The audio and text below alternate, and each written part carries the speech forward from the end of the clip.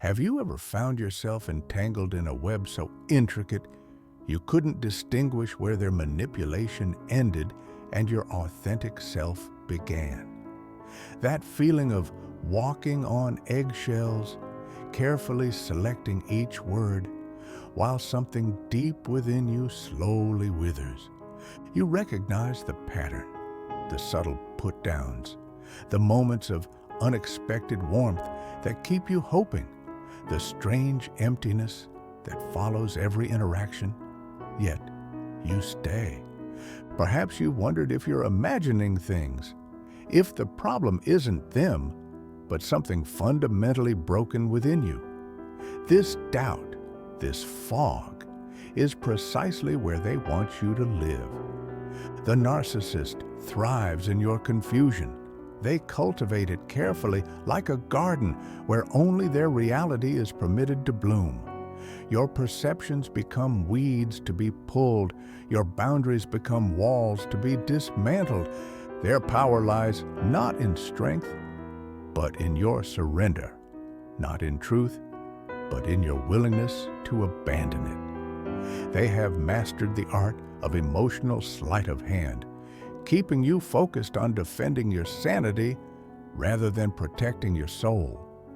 This is the painful truth we must first acknowledge. No amount of explaining, proving, or pleading will reach someone who profits from misunderstanding you. The game is rigged from the start. You cannot win a battle where the rules change with each move you make, where yesterday's confession becomes today's ammunition, where vulnerability is collected like currency to be spent against you. Carl Jung observed that everything that irritates us about others can lead us to an understanding of ourselves. The narcissist, in their distortion, becomes the dark mirror, reflecting our deepest fears about unworthiness. What draws us to these dynamics isn't weakness, but often unhealed wounds. We stay not because we are naive, but because somewhere within us lives the belief that if we love perfectly enough, we can finally earn what was always meant to be freely given. The path forward isn't about winning their game, but refusing to play it. The ancient Stoics understood this paradox of power, that true strength lies not in controlling others, but in mastering our own responses. Marcus Aurelius wrote, "You have power over your mind, not outside events. Realize this, and you will find strength." Within this ancient wisdom lies your first step toward freedom from the narcissistic dance. Your liberation begins in silence. Not the silence of submission, but the profound quiet of someone who understands that certain conversations can never reach resolution. Some bridges were designed to lead nowhere. The narcissist speaks into existence a reality that serves them. Your contradictions, however truthful, merely strengthen their narrative. Your defense becomes evidence of your guilt. Your tears become proof of your instability. What happens when you stand like water before a stone? When accusations meet only the reflection of their own absurdity? When you become the stillness that refuses to ripple under their storm? This is not passive surrender, but the most active form of resistance. It requires more strength to remain unmoved than to react, more courage to trust your reality than to defend it to someone committed to misunderstanding. The narcissist drops pebbles expecting waves. They thrive on emotional turbulence. Your anger, your hurt, your desperate attempts to be understood. These reactions are oxygen to their flame. When you withdraw this oxygen, something remarkable happens. The fire must find new fuel or die. This is the power of strategic detachment, not coldness, but the compassionate recognition that some people cannot meet you where healing happens. Detachment isn't about building walls, but about understanding boundaries. The wall says, I must protect myself from you. The boundary says, I must protect myself for me. This distinction matters. One is reactive, the other proactive. One responds to fear, the other to self-respect. One keeps you vigilant against their next move, the other keeps you anchored in your worth regardless of their moves. The philosopher Epictetus, once a slave who found freedom through inner discipline, taught that it's not what happens to you, but how you react to it that matters. In this wisdom lies the blueprint for outsmarting manipulation. What if you viewed their behavior not as a reflection of your worth, but as evidence of their wounds? Not as something requiring your defense, but as something deserving your distance. This perspective shift doesn't excuse their behavior, but releases you from the responsibility of fixing it, from the exhaustion of trying to make someone see who cannot or will not see. You begin to realize that their criticism reveals more about their inner landscape than your character. Their accusations become confessions in disguise. Their blame becomes a map of their own brokenness. The masks they wear are not for your benefit, but for their survival. Behind the grandiosity hides fragility so profound that exposure to truth feels like annihilation. This understanding doesn't demand your sympathy, but it might offer your freedom. Freedom comes in recognizing that their script was written long before you entered their stage. You were assigned a role, not chosen for who you are. The performance was always about their story, never yours. When you stop auditioning for approval, you reclaim the authority to write your own narrative, to define yourself by standards that don't shift with someone else's moods, to exist outside the narrow confines of their perception. The narcissist expects you to defend, explain, apologize, prove.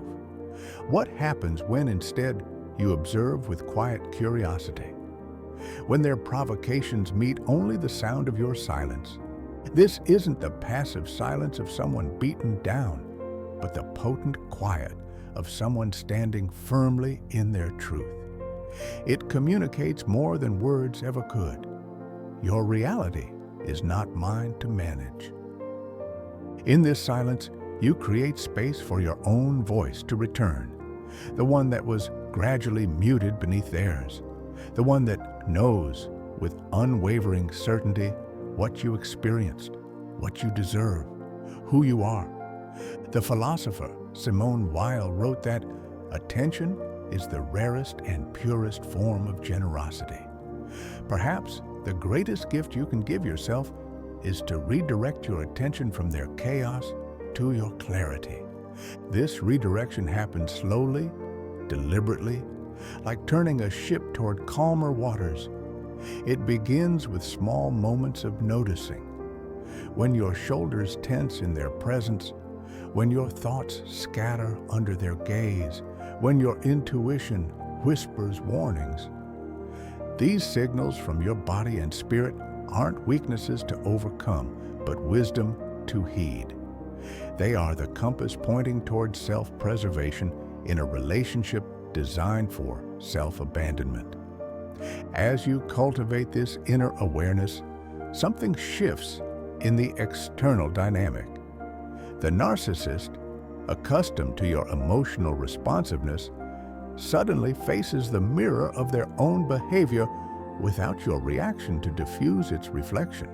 They may initially intensify their efforts, the provocations becoming more extreme, the allegations more outrageous, the manipulation more transparent. This escalation isn't failure, but evidence of your success. Like a child throwing a more spectacular tantrum when the first one fails, they reveal the desperate nature of their need for your emotional engagement. Your calm becomes their crisis. If you remain present in your own stillness, the storm either changes direction or exhausts itself.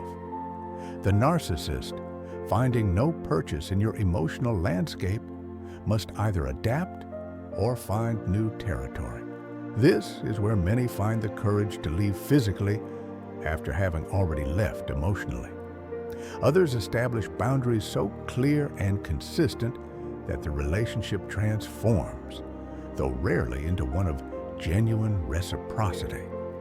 The poet Rumi said, "The wound is the place where the light enters you."